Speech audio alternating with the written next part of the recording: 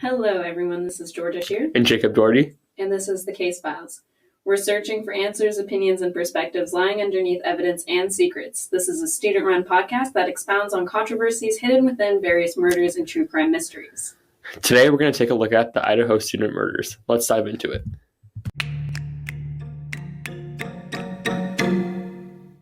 Here's a quick disclaimer before we begin our overview of the crime. We do not wish to spread false information through our podcast, and we apologize if any information is incorrect, as we're recording this as new information is still being released. To try and minimize this, all of the information that has been pulled from reputable sources, such as CNN and CBS. Additionally, as Georgia mentioned, this is our first ever podcast, so we are still getting the hang of things like audio and recording. Okay, with that out of the way, let's begin. The Idaho student murders is a case that has been making headlines all around the nation, and even worldwide for the past 2 months. Just recently, a suspect, Bryan Kohberger, was arrested. But let me take you through all the events that led up to this point. Late at night on November 13, 2022, 4 college students from the University of Idaho were tragically murdered in an off-campus residence in the town of Moscow, Idaho. The names of these victims were Ethan Chaplin, Madison Mogan, Xana Kernodle, and Kaylee Gonclaves. The victims were all good friends, so let's take a look at the events that transpired that night. On the night of November 12, 2022, 2 of the victims, Gonclaves and Mogan, went out to the Corner Club bar in Moscow, according to the police department. The other victims, Chapman and Kernodle, who were dating, went to the Sigma Chi house Saturday night, police said. The 2 other roommates who survived the attack were also out of the house that night. At about 1:40 a.m., Gonclaves and Mogan were seen on a video at a local food vendor, and then got a ride home back at 1:45 a.m. about. Chapman and Kernodle also got a ride home at about 1:45 a.m., police said. Chapman did not live in the house but was sleeping over with his girlfriend. Located nearby the residence was a fraternity house, and right before the murders occurred, a 911 call was placed from that frat house regarding a drunk student who had passed out. Social media went into a frenzy over this, and for the first week after the murders, as they assumed that this call must have had something to do with the murders. After the investigation, it was determined that there was no relation to the crime. Police believe that the murders unfolded between 4 a.m. and about 4:25 a.m., and all of these victims were stabbed multiple times and died on scene. On the morning of November 13th, the 2 surviving roommates called friends over to the house because they thought one of the victims on the second floor had passed out and wasn't waking up. Responding officers then found the 4 victims. Authorities said they did not believe that anyone at the house at the time of the 911 call was involved in the murders. 2 days later, the Moscow Police Department issued their first information to the public, stating that an edged weapon such as a knife was used in the killings, but no murder weapon had been found. The next day on November 16th, the police department held a press conference about the murders and said that this attack was targeted and not premeditated. At this point, the public began to grow frustrated that no suspect had been released, and they took to social media to voice their opinion on the matter, blaming multiple people such as the driver and the surviving roommates. Finally, after much harassment, the detective states that they did not believe the surviving roommates were involved in the murder on November 20th. With this out of the way, the police continued their investigation and began to look into a potential stalker for one of the victims, Kaylee Gonclaves. 2 weeks went by without any notable information being released to the public. This again caused great frustration and anger as many people were eager to learn new details. And then, on December 7th, the police revealed their first suspect, a driver of a white Hyundai Elantra spotted near where the crimes occurred. This marked the first real public movement of the case, as many details had been hidden from the public, as detectives attempted to collect evidence without arousing suspicion from potential suspects. More weeks go by, and police announced that they have arrested their suspect, Bryan Kohberger, in Albrightsville, Pennsylvania, for the murders of the University of Idaho students. He is being charged with robbery and 4 counts of first-degree murder. Kohberger was a PhD student at Washington State University, which is located roughly 8 miles from the murder scene in Moscow, Idaho. Law enforcement says that they were able to use forensic analysis from a knife sheath left at the scene to connect Kohberger to the crime. And in the plot twist of the century, police revealed that the surviving roommates did indeed see something that night of the murders, and a public affidavit was unveiled. They likely concealed this information from the public before Kohberger's arrest in order to make the killer seem confident that they had gotten away with the crime. One of the 2 roommates who were not harmed told investigators she saw a masked man dressed in black in the house the morning of the attack, according to the probable cause affidavit. Identified in the document as DM, the roommate said she heard crying in the house that morning and a male voice saying, "It's okay, I'm going to help you." DM told investigators she saw a figure clad in black clothing and a mask that covered the person's mouth and nose walking towards her, according to the affidavit. DM described the figure as 5'10" or taller, male, not very muscular, but athletically built with bushy eyebrows, the affidavit said. The male walked past DM as she stood frozen in shock. The male walked towards the back sliding door, and DM locked herself in her room after seeing the male, according to the document, which said that the roommate did not recognize the male. Along with the affidavit, there were also multiple other pieces of evidence against Brian Kohberger. Investigators canvassed the area of the home to collect video footage, which revealed a white sedan, later identified as a Hyundai Elantra, the car we were talking about earlier, traveling toward the home at 3:30 a.m., making several passes by the house and then departing the area around 4:20 a.m. at a high rate of speed. Security footage from the campus of Washington State University, where Kohberger is a graduate student, showed a similar white sedan heading in the direction of Moscow, about 50 miles away across the state line shortly before 3 a.m., and then appearing to return around 5:30 a.m. On November 29th, a police search of vehicles registered to WSU students revealed a 2015 white Hyundai Elantra registered to none other than Brian Kohberger, originally with Pennsylvania plates that were then later registered in Washington. Additionally, in late December, investigators worked through cell phone records attempting to uncover whether his phone had pinged cell phone towers near the crime scene. An initial search showed that his phone did not, in fact, ping any cell phone towers near the crime scene on November 13th between 3 a.m. and 5 a.m., but investigators noted that a lack of cell phone pings could be an effort to avoid alerting law enforcement of one's proximity to a crime scene, they said. Expanding their search, authorities discovered that Kohberger's phone pinged cell phone towers in Pullman around 2:47 a.m., consistent with the phone departing Kohberger's residence and traveling south through Pullman, the affidavit says. That was the last ping for about 2 hours, investigators said. Then at 4:48 a.m., the phone appeared to be on the network again, pinging along highways south of Moscow, then west across the border into Washington State, and then back north towards Pullman, a timeline that aligns with the security footage of the white Elantra, investigators noted. The disappearance of the phone from the network for 2 hours was consistent with an effort to conceal his location during the quadruple homicide, the affidavit says. But his phone had pinged cell phone towers in the area of the King Road house at least 12 times before the homicides, investigators found, including as early as August 21st, the day before the classes as a graduate student was set to begin at Washington State. Most of these occasions were late at night or early in the morning, the affidavit says. The phone was also returned to the area of the crime scene around 9:15 a.m. on November 13th, about 5 hours after the stabbings, before they had been reported to police. This piece of evidence shows that the killings were likely premeditated and targeted towards these college students, as it makes it apparent that Kohberger was stalking these students for a long period of time. So now that we have covered all of the information about the crime, let's discuss it a little further.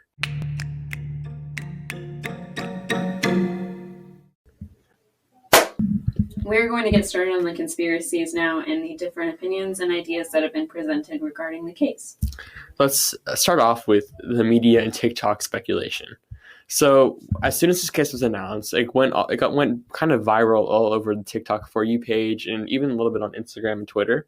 And people were just trying to figure out and like placing their own theories on everything that was going on with this case. And they thought that they knew everything. They're like, I think this happened. I think he was the killer. I think she was the killer. I think there's like a whole conspiracy going on that maybe the murders didn't happen. It was just like complete chaos. Been a little bit suspicious. Yeah. And there was a hashtag going around too saying Idaho updates, right? And that was pretty popular. Yeah, just millions of views, and it feels like people were just like using this case to get views on their channel and like trying to be like, I'm an expert on this case and like I know everything that's going on, even though they're like from Florida, in this New York, Vermont, Japan, who knows, from all over the world. Yeah. Just FYI, I don't have TikTok, so Jacob's the one that really is on like TikTok, Twitter, but I'm on Instagram and Snapchat, and even on those kind of more off-brand sites, I guess, now, kind of, I guess, everyone wanted a piece of it. Even on YouTube, it was like, honestly, the only word you can use is a frenzy. It was like a frenzy. People were making videos about this is what I think happened, and you can really ruin someone's reputation like that. Yep. And that's why the police weren't really announcing much, because they didn't want to like ruin anyone's reputation. People were going after the victims.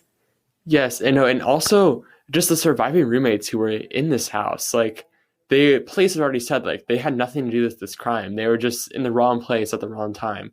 And they were attacked on Instagram, especially. Like, people found these Instagram accounts and they were saying horrible things in the comments. Like, I hope you die. We're going to find you. Lock your doors. Yeah. Yeah, I think it's awful because, you know, the greed aspect of our lives used to be surrounded a lot by money. And it used to be a lot of like a greed aspect around fame and being on television and being an extra in shows so that someday you'll become the next Lindsay Lohan, you'll be the next Paris Hilton. And now it's like, how fast can I be the next Charlie D'Amelio or Dentist? You know, everyone wants to be the next big thing. Mm-hmm. And on the internet, that's so hard to achieve when everything's constantly changing. Yeah, people are just using this as a way to get famous quickly and just to draw people in and like create a frenzy around them through the media. And I think that can be seen as like, honestly, a mass manipulation, a mass gaslighting, if you will, like us telling each other, this person is guilty. I know it in my gut. And I don't care what it takes to destroy them for it. Yeah, and especially in this day and age, like the majority of people get their news from social media. So when people are scrolling through and they see all this information, they're going to be like, well, this must have been what happened, even though there's like thousands of different stories. Yeah, I don't think we get enough perspective because then also, even when the victims and the survivors drop off of social media and they're like, I really don't want to do any interviews. I want nothing to do with this. People take it as another shot to say, now I really think you're guilty because you're avoiding me. We're not avoiding you. Not we, but they're not avoiding you. They're trying to survive. Yeah, I mean, like going through something like this, I mean, especially these surviving roommates, it must have caused like a lot of trauma with them. And then after this case, they still have to relive it basically for months and months with the investigators and everything, trying to assist them with finding a suspect. And that can be seen a lot in Jeffrey Dahmer when they came out with the new, they came out with the Dahmer tapes. They came out with the new Netflix show with that guy from American Horror Story. And all of the survivors were saying, this is our family. This is our reputation. This is our livelihood. And why can't we be laid to rest? Why can't our family be laid to rest? These people just, I think, really want to move on from this case. Like, they don't want to remember this. This is like a horrible thing that happened with their lives. They lost their friends. And some people lost their family, and it's just, they want to move on, but people don't let them move on. Exactly. And then also talking about the survivors specifically, I think that there's not only, I think it starts as a moral question and moves kind of into a legal question of, should we require survivors to assist with the findings of the police? Should we require the people that have gone through the crime to say, you need to tell every single department that may have some sort of link to this over and over and over again, the trauma that you've experienced, as well as having to revisit the crime scene? Or do we kind of let them be, get one story? And although it is relatively difficult to share with other police departments, it's something that is, I think, talked about a lot, how especially even if you go over state lines, it gets harder and harder to make contact. But I feel like we should be adjusting that and be adjusting how we communicate with different police departments, how we communicate with different cities, instead of destroying the survivors. Yeah, I mean, just like going through trauma is hard on a person. And I think going through a story over and over again when it's not that necessary can do more harm than good, especially if these people are just like scared and maybe they don't always have the best information because in that state they're in like a panic or something, and they should have used like better evidence that is like solid and concrete. Yeah. And I mean, it's terrible. It's terrible having someone go back to the crime scene, and then also people start to blame them. If they come back a couple weeks later or something, and they're like, I have more clarity of mind right now. I think I remember things better. I'm able to share more information now. People start freaking out about that and saying like, well, what are you hiding? Why are you sharing things late? Why are you coming back out of nowhere? When we needed you, you weren't there. Well, there's a reason they weren't there. They're trying to recover from this. Yeah, I'm just going to touch right back on the media and TikTok speculation. Like, this is connected to that kind of where the people on TikTok would be like, Yeah, because now they're releasing new information. They're be acting suspicious. It's definitely them. Like they definitely did something. They need to be arrested right now. Mm-hmm. Yeah, everyone wanted to point fingers, but it's not about pointing fingers. It's about trying to maintain peace of mind. We should be valuing the victims and the survivors and their families instead of saying, we want more evidence. We want more, da, da, da, da. And although, we can't say, okay, these could, by getting more evidence, this is preventing a future crime. Totally understandable. But I think that's not what we're really talking about, is how to anymore prevent crime, instead of saying, it doesn't have to be a yes or no. Do we prevent more crime? Do we save more lives this way? Potentially. Or, on the other hand, do we keep our survivors happy and healthy? Do we keep them alive? Do we make sure that they're safe instead of putting them through all this? And then also attracting more media too, because when you keep on going after the survivors like this, it kind of takes away that humanity, and it strips away that humanity. Yeah, I mean, they must have just gone through a terrible time, so they probably still are, because people just won't leave them alone. Yeah. And I think there's people, especially through this whole case, they weren't trusting the police at all, and they just thought that they were right, and everything that they uncovered or revealed. I'm doing this in quotation marks, by the way. Yeah. I just realized you can't see that. Yeah. They just thought they were right, and they wouldn't trust the police's information that they were releasing.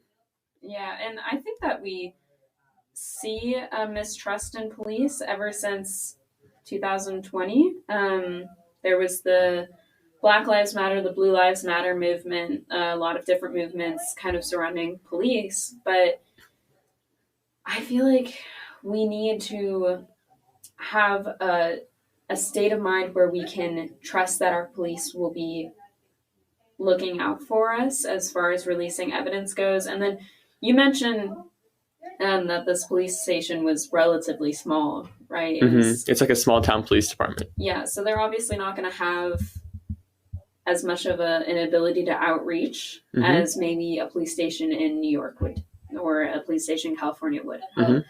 There are lots of different places to outreach, and it may be easier to get some supportive help, but especially in smaller communities, we need to be able to also, again, the one hand versus two hand thing. The one hand say, I can trust my police, I can trust that they'll get the evidence out. And then on the other hand say, but that doesn't mean we stop improving. That doesn't mean we stop saying, do we ask the survivors for help, or do we actually outreach and say, can we get other police stations to look out for us? Yeah, I mean, just especially in this day and age, everyone has a lot of impatience. Like everyone needs their information right now. Like they need to have all their news, and they need to have cases solved in like an instant, because it makes them like furious if there's nothing new being released, which is why, because this case was taking so long and they were trying to build up so much evidence against Brian Koberger, that people were just getting mad and frustrated. Yeah, and there was a whole scientific study done on it that I actually watched a video on. Which is ironic, I watched a video on it, but there's a major difference. They did a scientific study on our brains, mine and Jacob's, reacting to seeing something really fast and having actual stimulation from that versus our parents or our grandparents who didn't grow up with social media. Us, we were born in the era when the iPod was coming out, when it was a big thing to watch videos online and be able to say, okay, I'm bored now, swipe. And our brains react so quickly to things that when things aren't moving as fast as we're able to watch TikTok videos, 30-second videos, on and on and on and on again, and choosing when we stop, things get really boring. It's harder for us to pay attention in class. It's harder for us to actually to drive, which is terrible, but it's true. Watching us try and drive is like when we go down a straight road, there's nothing to really look at, nothing to stimulate us. People are falling asleep. People are, falling asleep with their eyes open.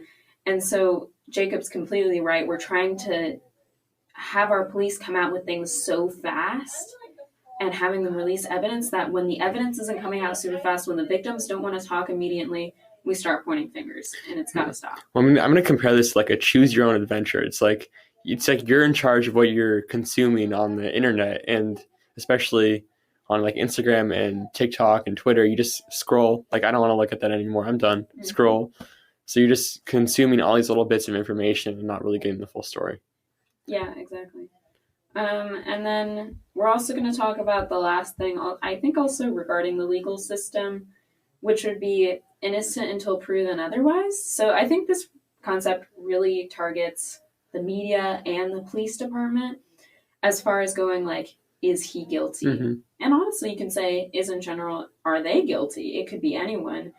And so when we look at something like we mentioned previously in the episode, there's a lot of evidence against Kohberger, right? Yeah. And so is it even right? We haven't mentioned saying that like we haven't taken a direct quote saying he is guilty. Yeah. Because there's nothing that's, until a judge rules in court, this man is guilty, there's enough evidence to go after this.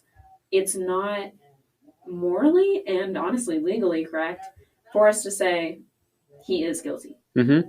I mean, even with all this evidence against him, there has been times in history where people have been wrongly convicted of crimes. I mean, and especially since this is just a developing story, I think it'd be like unwise to rush directly into just saying that it could be only this guy and this guy alone. Because who knows, maybe there's someone else who maybe helped him or was more who actually did it. Like, we don't really know anything yet. Yeah, did you see that on the news that a man was just released from prison after being in there for 30 years? That's crazy. He was wrongfully convicted in there for 30 years and got out.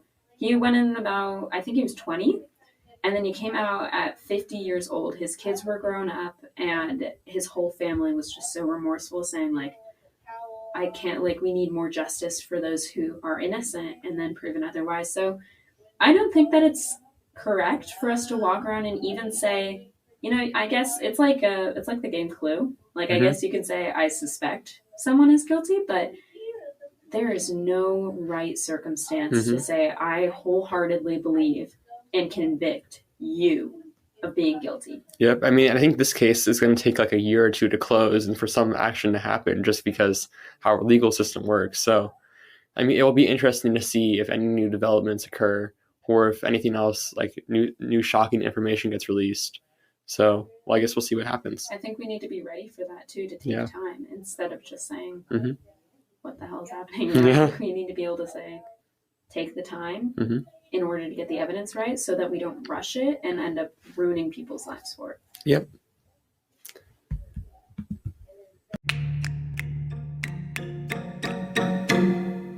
Thank you all so much for listening. This has been the first episode of Case Files with Georgia Shear. And Jacob Doherty. I mean, I hope you guys join us next time as we explore more true crime mysteries. And goodbye for now.